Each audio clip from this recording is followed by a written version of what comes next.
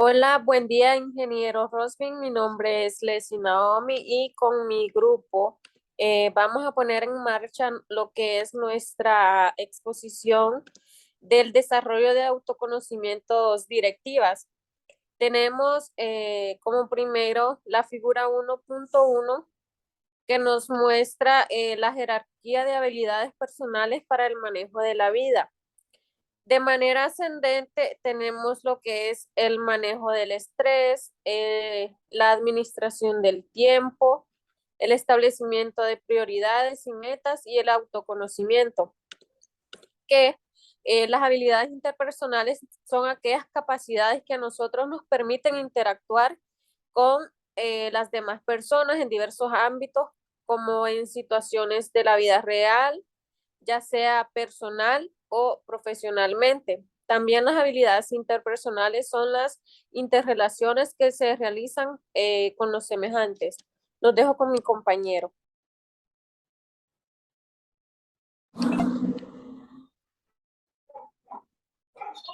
Buenas tardes, mi nombre es Javier Alejandro y para continuar les voy a hablar acerca de lo que es la línea sensible. Es un punto en el cual los individuos se vuelven defensivos o protectores cuando se enfrentan a una información cerca de ellos mismos que es incongruente o con su concepto personal. ¿Qué quiere decir esto? Que muchas veces nos hacen cierto tipo de preguntas que nos cuesta responder y eso es lo que es una línea sensible. O cuando, bueno, por ejemplo, la mayoría de los individuos reciben lo que son con regularidad información acerca de sí mismos, que no es congruente o que es parcialmente congruente. Un amigo podría decirle, hoy te ves cansado, si te sientes bien, la respuesta va a ser positiva o va a responder de una forma agradable, pero si la respuesta te incomoda, vas a sentir o van a tocar lo que es esa línea de sensibilidad.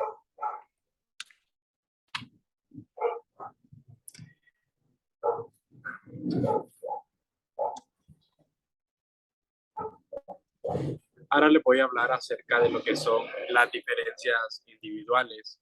Las principales fuentes de diversidad son lo que es el género, la edad, la cultura y el origen étnico. Estas son las más comunes. El autoconocimiento y la comprensión de las diferencias no pueden ocurrir sin revelar y compartir eh, y sostener conversaciones de confianza. El conocimiento personal requiere de un entendimiento y una valoración de lo que son las diferencias, no de la creación de distinciones. Respetar las diferencias, ya sea de raza, cultura, lo que es religión, o incluso las personas que son discapacitadas, no solamente es importante en un mundo que cada vez es más globalizado, sino que prepara a las personas para que sean más solidarias y podamos valorar lo que son las diferencias de cada ser humano.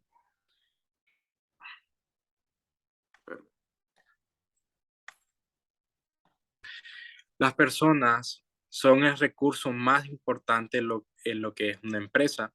Sin ellas, las organizaciones no podrían lograr sus metas. Por ende, la gran importancia del estudio del comportamiento organizacional, cada una de las personas tiene comportamientos y una manera de pensar de las que son diferentes. Si todos pensáramos igual, ya se imaginan una empresa que, por ejemplo, todos sean buenos para hablar, pero ninguno sea bueno para administrar. Sería un desastre por completo. Entonces tenemos que apreciar eh, las diferentes características que tiene cada persona y aprendemos sobre ello. Y los dejo con mi siguiente compañera.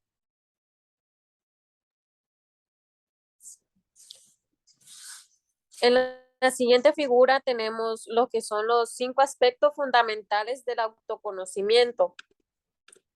Sabemos que el autoconocimiento es la piedra angular de la inteligencia emocional y es la base de la congruencia personal, es decir, que de la coherencia entre el sentir, pensar y actuar de las personas en relación a su escala de valores. El filósofo clásico Sócrates decía, conócete a ti mismo, no podemos valorar lo que no conocemos. Por este motivo, dedicar tiempo a profundizar en nuestro autoconocimiento, en nuestra autoestima, es muy indispensable. Nos muestran los 5 aspectos que es la autoevaluación básica y esencial, que esta identifica atributos subyacentes de la personalidad. El siguiente es valores, que identifica estándares personales y el juicio moral. El siguiente, el estilo cognoscitivo, que identifica formas de adquisición y evaluación de información. La otra es actitudes hacia el cambio, que identifica adaptabilidad y responsabilidad. Y por último tenemos la inteligencia emocional, que esta identifica conciencia y control emocionales. Los dejo con mi compañera.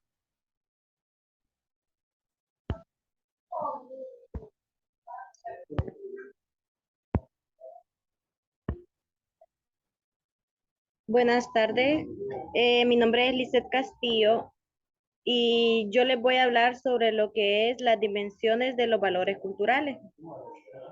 Como primer punto tenemos lo que es el universalismo. Se valora las reglas y las normas sociales. Esto se da en los países que predominan son en Estados Unidos, Suiza, Noruega y Suecia. Luego tenemos el particularismo, que se valoran las relaciones individuales. Eso predomina en Corea, Venezuela, China e Indonesia. Tenemos el individualismo, se valoran las contribuciones individuales. Esto se da en Estados Unidos, Dinamarca, Austria y México. Tenemos el colectivismo, que se valoran las contribuciones en equipo. Esto se da en México, Indonesia y Filipinas. Tenemos la afectividad, se valoran las expresiones emocionales. Esto se da en Irán, España, Francia y Suiza. Tenemos el neutral, que se valoran las respuestas poco emocionales. Esto se da en Corea, Etiopía, China y Japón. Tenemos específica y difusa. Específica, se valora la segregación de los roles de la vida en Holanda, Suecia, Dinamarca y Reino Unido. Difusa, se valora la integración de los roles de la vida en China, Nigeria y Corea. Luego tenemos lo que es el logro y la atribución, que se valora el logro personal y se valoran los atributos inherentes. Esto se da en Estados Unidos, Noruega, Canadá y Austria, Egipto, Indonesia y Corea. Luego tenemos el pasado y presente y futuro. El pasado es muy conectado con el futuro. El futuro está desconectado, pero se valora. Esto se da en Francia, Japón, Reino Unido, Estados Unidos y Holanda. Tenemos lo que es interna y externa, que se valora el control individual y el control que proviene de las fuerzas internas. Se da en República Checa, Japón, Egipto y China.